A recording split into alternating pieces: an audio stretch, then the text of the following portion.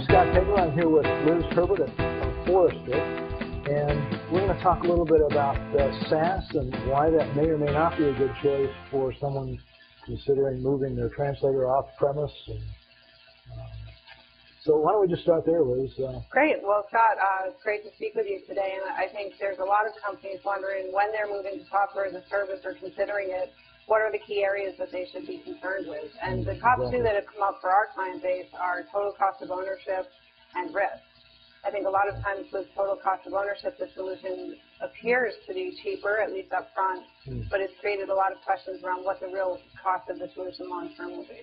And then on the risk side, there's a number of security areas where companies are really starting to investigate to make sure that they're careful with where they invest. Yeah, certainly the TCO thing has been touted as a real advantage because you can look at the bill and you can say it's a very discrete kind of cost, as opposed to having an in-house application where you've got more staff, ostensibly more staff, but I'm not sure. What's your sense of that? Yeah, absolutely. I think that companies are attracted to that more transactional nature of these contracts, but there's been a number of areas where they're often surprised. So, for example, companies find that they're not using the solution or they're not using it as much as they expected, but they're still paying for it. We find that with a lot of these contracts, companies are not able to flex down, only flex up. Oh. So the idea of a usage-based kind of model for pricing is the dream of software as a service buyers in many cases, but not necessarily the reality. So if you can ratchet it up, but not down, kind of like a cell phone bill, right? Yeah. Yeah, you can increase your minutes, but you try to go down and you... Exactly. Yeah, okay. Exactly. And security has definitely been an issue.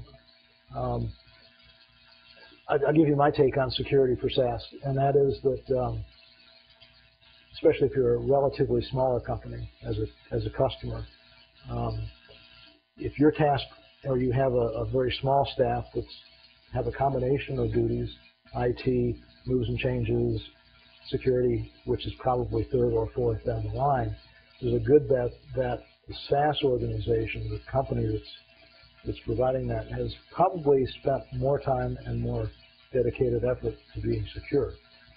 Again, that's my opinion and what I've found in talking to folks, but what's your take? I think in many cases that's true. I think software as a service providers tend to be very focused on security because that's key to them sustaining their business model. It's how they make money, and they tend to invest significantly in it. Another thing we've seen is that software as a service providers, any change they make is available to all of their clients. Right. So if a security flag is raised, some companies have very high security standards, like financial services companies.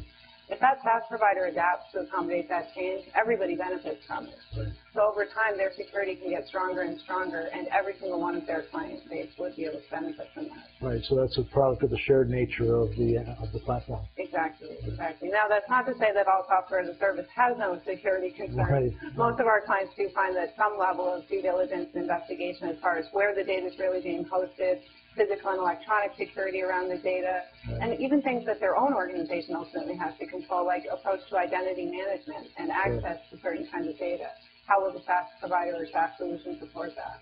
Right. And those things don't go away. I mean, if I let my users have free run on their own passwords and those kind of things, then that's still my fault. Absolutely. I think one challenge with software as a service is it's made the buying cycle so simple that business users are doing it without always involving security teams or any kind of expert that they might have involved if they had to move an on-premise purchase. Okay. So is there like a 5-bullet list of questions that a buyer should be asking of a SaaS provider before they really get into the details of the contract? Sure. I think some of the areas that we would talk about include the cost of the solution and really understanding from the provider the total cost of the solution. Is there a limit on storage? Is there a limit on anything else that might surprise them later on? Security is absolutely a key area that we see companies asking about. Support. What is the type of support that this vendor will provide to these companies as a partner of theirs who's now really offloading typically some of the IT burden? That also means they have to take on a greater role in support. Okay. Future direction, which areas is this vendor specifically planning to invest in? As companies are so attracted to the idea of the automatic upgrade and the access to new features, what will those really look like, and who are they for? Is it right for your particular company? And then finally, vendor viability type questions. Okay. SaaS is a space that's very easy for new providers to enter. They can quickly and at a low cost build out an application on any of these existing platforms. And so it's created a landscape where a lot of the providers are smaller and create new risks as far as their ability to stay in business or consolidation and acquisition risks. This would be a significant impact to any buyer. Right, right. So, somebody could come into this and bring up an application on a platform that provides the application substructure and put it out for offer and almost no investment. Right? Absolutely. And sweat equity to do So it. we've seen companies where that company is out there and they have 2 or 3 people working there, or one potentially. So for some companies in some areas, they may still consider those solutions, but it's important to understand what you're investing in, how many other customers they have, how dependent they are on you, and you know, how big they are, how likely they are to grow or survive or something else. Yeah. Okay. Anything else you'd like to add, just as a general perspective? I think the main thing with software as a service is that companies do need to be smart about it. We see a lot of companies who it's easy to purchase, it's easy to try out, and they see it as temporary with the subscription nature of the solution.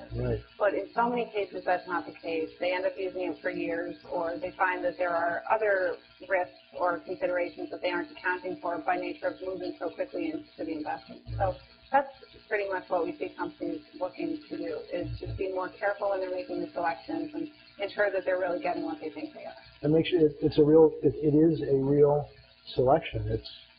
It may be easier, but it's just like buying a CD and buying the hardware. That's the first part. But once you put your data in it and you get accustomed to using it within the workflow of your business, you're pretty well stuck no matter where it exists. Right? Okay. Well, thanks a lot, Liz. Good talking with you.